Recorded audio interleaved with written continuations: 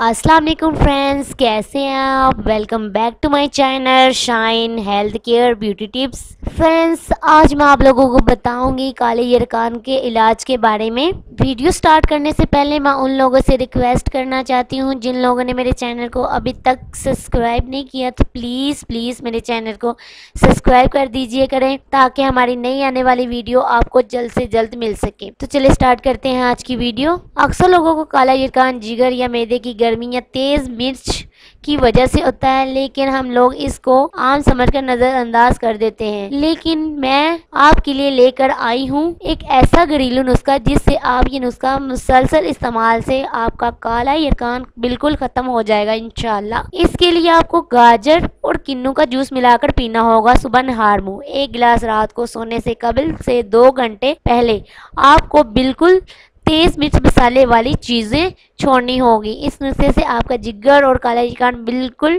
ठीक हो जाएगा इंशाल्लाह। सो फ्रेंड्स, ये थी हमारी आज की वीडियो पसंद आए तो प्लीज लाइक शेयर और सब्सक्राइब जरूर कीजिए। इससे क्या होगा, इससे आपको हमारी नई आने वाली वीडियो जल्द से जल्द मिल सकेगी और बहुत से लोगों को फायदा हासिल होगा, क्योंकि अच्छी बात फैलाना सदका जारिया है। Thanks for watching video. मिलते हैं एक और वीडियो के साथ, तब तक के लिए अल्लाह हाफिज।